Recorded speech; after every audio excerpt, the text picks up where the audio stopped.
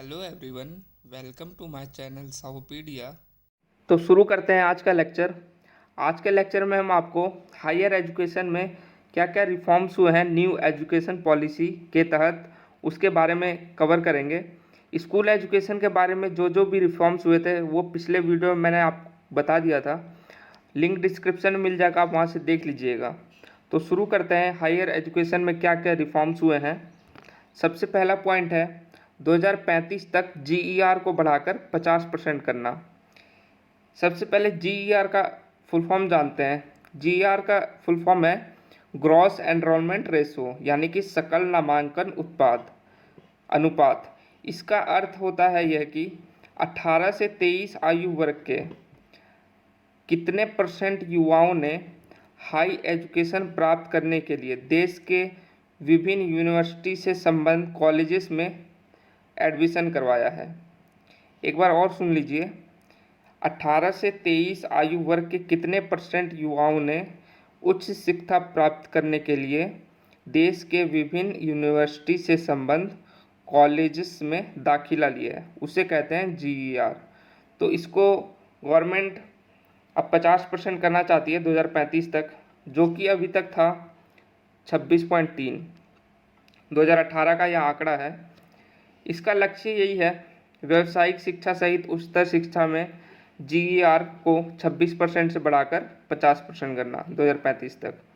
और दूसरा पॉइंट यह है कि हायर एजुकेशन इंस्टीट्यूशंस में 3.5 करोड़ नई सीटें जुड़ी जाएंगी। दूसरा पॉइंट है समग्र बहुविषयक शिक्षा, यानी कि हॉलिस्टिक मल्टीडिसिप्लिनरी एजुकेशन। इसमें इन्होंने यूजी शिक्षा यानी कि अंडर ग्रेजुएशन शिक्षा की अवधि को 3 से 4 वर्ष रखा है और एकेडमिक बैंक ऑफ क्रेडिट की स्थापना भी की है, जिससे कि इन्हें अर्जित अंतिम डिग्री की दिशा में गणना की जा सके। और आईआईएम आईआईटी जैसे समकक्ष बहुविषयक शिक्षा एवं अनुसंधान विश्वविद्यालय की स्थापना की जाएगी, यानी कि आईआईएम्स जो इंडिया में जितने भी आईआईएम हैं, आईआईटीज़ हैं, उनके आधार पर MERU यानी कि multi disciplinary education and research universities की स्थापना की जाएगी।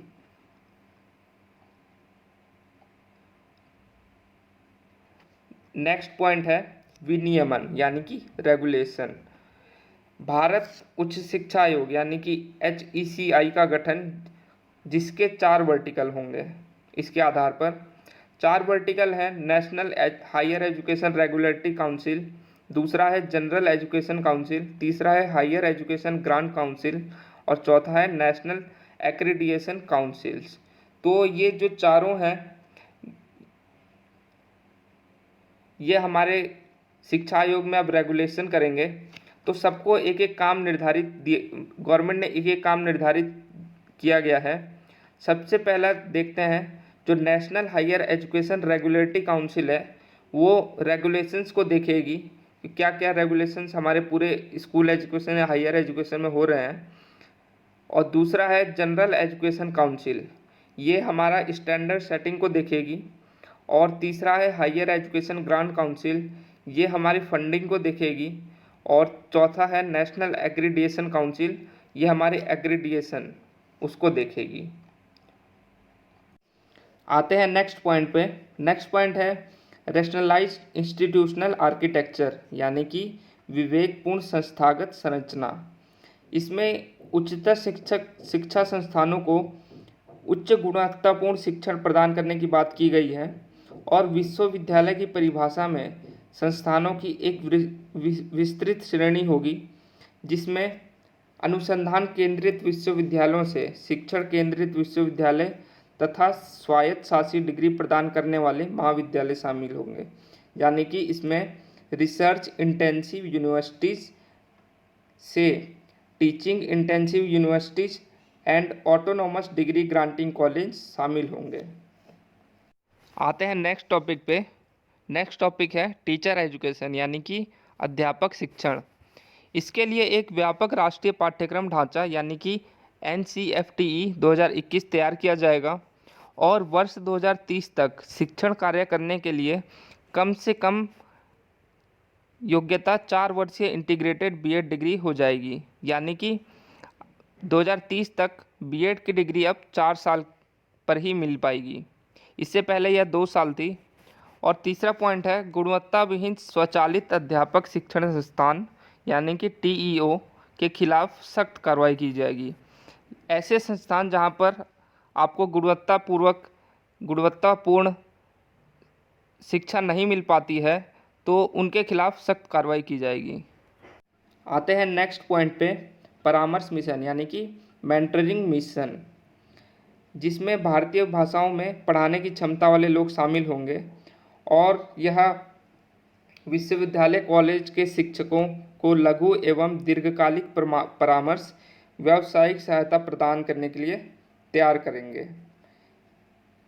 Who would be willing to provide short and long term mentoring professional support to universities college teachers। आते हैं नेक्स्ट पॉइंट पे, इसमें फाइनेंशियल सपोर्ट फॉर स्टूडेंट्स यानी कि छात्रों के लिए वित्तीय सहायता का भी प्रावधान किया गया है। इसका पहला पॉइंट यह है कि SC ST और OBC और अन्य विशिष्ट श्रेणियों से जुड़े हुए छात्रों की योग्यता को प्रोत्साहित किया जाएगा और छात्रवृत्ति प्राप्त करने वाले छात्रों की प्रगति को समर्थ माना जाएगा और निजी यानी कि प्राइवेट उच्च शिक्षण संस्थानों को अपने यहाँ छात्रों को बड़ी संख्या में मुफ्त शिक्षा और छात्रवृत्तियों की पेशकश करने के लिए प्रोत्साहित किया जाएगा।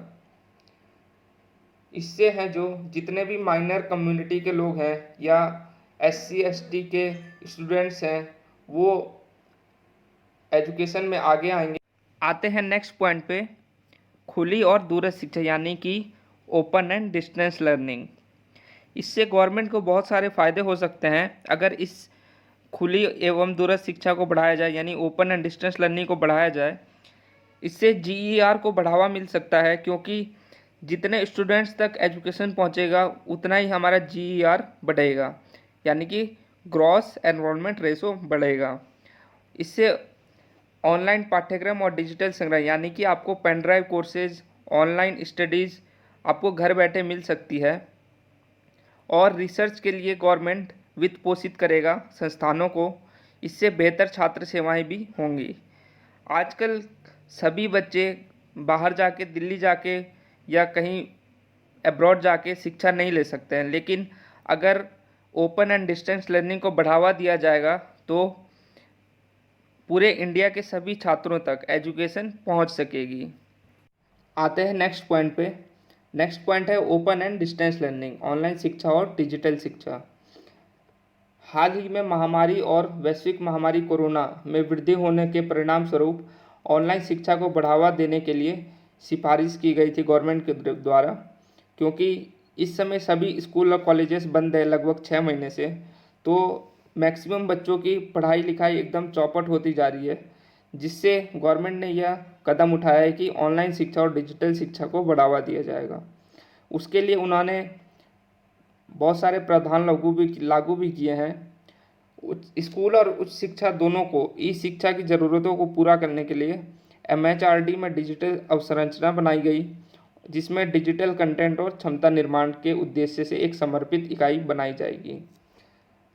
आते हैं नेक्स्ट पॉइंट पे, शिक्षा में प्रौद्योगिकी यानी कि टेक्नोलॉजी इन एजुकेशन। इसमें एक स्वायत्त निकाय यानी कि एक स्वायत्त सिस्टम और राष्ट्रीय शैक्षिक प्रौद्योगिकी मंच यानी कि NATF का निर्माण किया जाएगा। टेक्नोलॉजी का सही रूप से एकीकरण हो, इसके लिए प्रावधान किया गया है। पेशेवर शिक्षकों के विकास को समर्थन प्रदान किया जाएगा। इसमें वंचित समूहों के लिए शैक्षिक पहुंच और बढ़ाने और शैक्षिक योजना बढ़ाने के लिए भी बात कही गई है और प्रशासन और प्रबंधन को कारगर बनाना इसमें बात की गई है। आते हैं नेक्स्ट पॉइंट पे, भारतीय भाषाओं को बढ़ावा, प्रमोशन ऑफ इंडियन लैंग्वेज। सभी भारतीय भाषाओं के संरक्षण विकास को सुनिश्चित करने के लिए NEP द्वारा पाली, फारसी और प्राकृत भाषाओं के लिए एक IITI यानी कि Indian institute of translation and interpretation की स्थापना की जाएगी, जिसमें सभी भारतीय भाषाओं के लिए संरक्षण प्रदान किया गया है। आते हैं नेक्स्ट पॉइंट पे, व्यावसायिक शिक्षा यानी कि प्रोफेशनल एजुकेशन।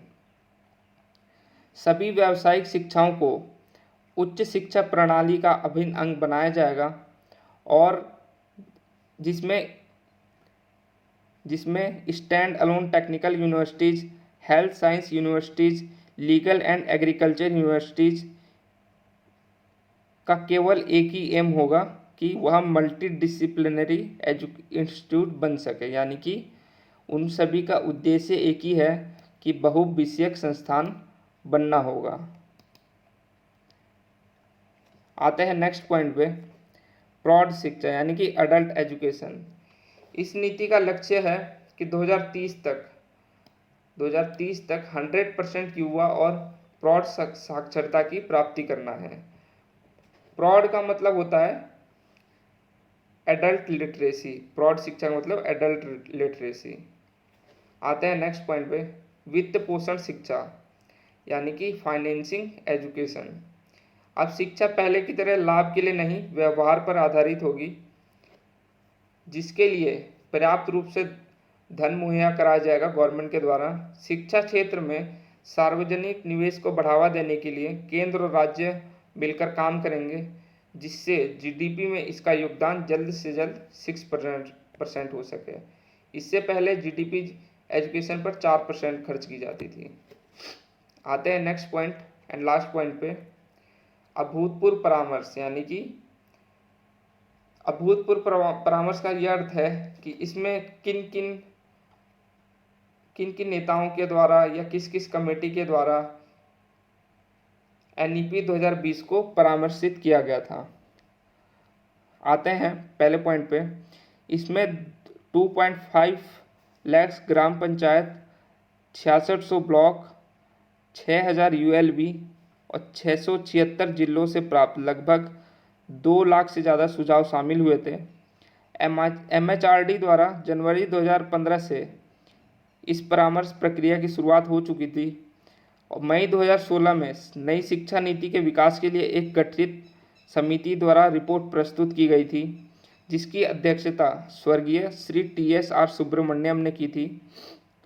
और जून 2017 में पद्म विभूषण डॉक्टर के कस्तूरी रंजन की अध्यक्षता में राष्ट्रीय शिक्षा नीति के मसौदे के लिए एक समिति का गठन किया गया था और 31 मई 2019 को इस समिति द्वारा एचआरडी मिनिस्टर को राष्ट्रीय शिक्षा नीति 2019 का मसौदा प्रस्तुत किया गया था।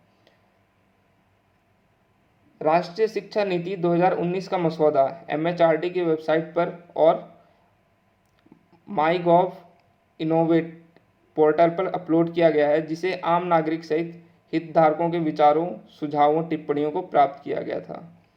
यदि यह आपको वीडियो पसंद आया तो कृपया इसे लाइक कीजिए और अपने दोस्तों में शेयर कीजिए। यदि आपने हमारा चैनल अभी तक सब्सक्राइब नहीं किया है तो उसे सब्सक्राइब कर दें, साथ ही बेल आइकन को प्रेस कर दें ताकि हमारे वीडियोस के नोटिफिकेशन आप तक स्वतः पहुंचते रहें।